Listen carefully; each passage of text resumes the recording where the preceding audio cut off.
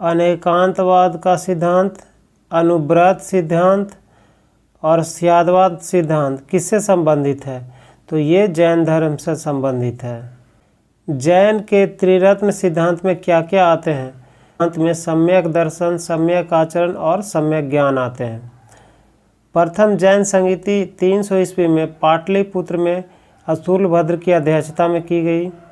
द्वितीय जैन संगीति वल्लभी गुजरात में 1512 ईस्वी में क्षमा श्रवण की अध्यक्षता में की गई थी।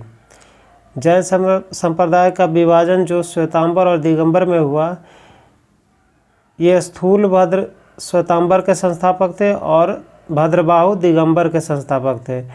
श्वेतांबर जो मुख्य रूप से उत्तर भारत में रहा और दक्षिण भारत में दिगंबर। भद्रबाहु ने ही कल्पसूत्र की रचना की थी। शून्यवाद या शून्यता का सिद्धांत और विज्ञानवाद दार्शनिक पद्धति ये किससे संबंधित है? तो ये बौद्ध धर्म से संबंधित है। बौद्ध के उपसंपदा पद से क्या तात्पर्य है? तो यह बौद्ध भिक्षु के धर्म परिवर्तन की अंतिम अवस्था होती है।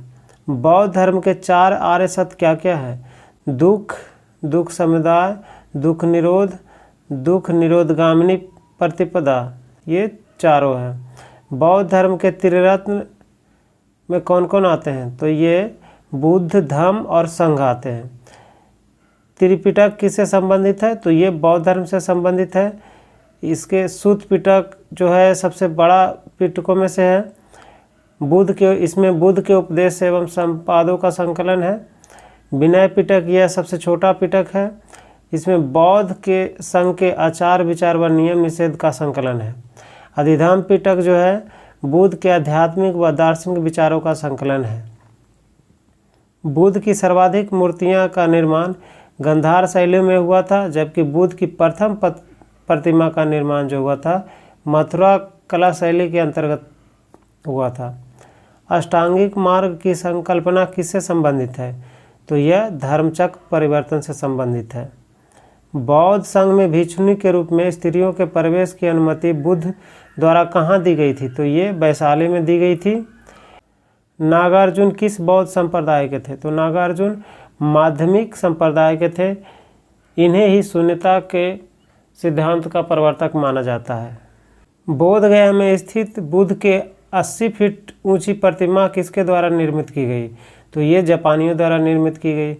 संसार अस्थिर और क्षणिक है, यह मान्यता बौद्ध धर्म से संबंधित है। बौद्ध धर्म की किस शाखा में अनात्म सिद्धांत एवं पुद्गल को मान्यता दी गई है? तो ये सर्वास्तिक शाखा में दी गई है।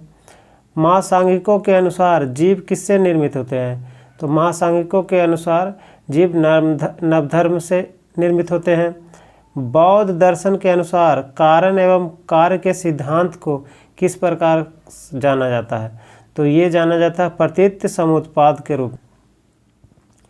बुद्ध ने अपने जीवन के अंतिम वर्षा ऋतु कहाँ व्यतीत की थी? तो ये वैशाली में किए थे। बौद्ध धर्म एवं जैन धर्म दोनों ही किस मत में विश्वास रखते हैं? तो ये रखते थे कर्म और पुनर्जन्म के सिद्धांत में। बुद्ध के जीवन पर किन 4 दृश्यों का अत्यधिक प्रभाव पड़ा? तो बुद्ध के जीवन पर वृद्ध व्यक्ति, बीमार व्यक्ति, मृतक व्यक्ति तथा प्रसन्नचित सन्यासी, ये चारों दृश्य का अत्यधिक प्रभाव पड़ा था। तो ये प्रथम संगीति बुद्ध के परिनिर्वाण के बाद हुआ था, राजगीर में महाकश्यप की अध्यक्षता में, जो अजात शत्रु करवाए थे। द्वितीय बौद्ध संगीति 383 ईस्वी पूर्व वैशाली में सवाकामी के अध्यक्षता में, जो कालाशोक ने करवाया था। तृतीय बौद्ध संगीति 250 ईस्वी पूर्व पाटलिपुत्र में हुआ था, मोगलीपुत्र 30 के अध्यक्षता में, जो अशोक ने करवाया था। चतुर्थ जो संगीति जो हुई थी 98 ईस्वी में हुआ था, जो कुंडलवन जो जम्मू कश्मीर में है, वसुमित्र की अध्यक्षता में कनिष्क ने करवाया था। गौतम बुद्ध को एक देवता का स्थान किस राजा के शासनकाल में प्राप्त हुआ?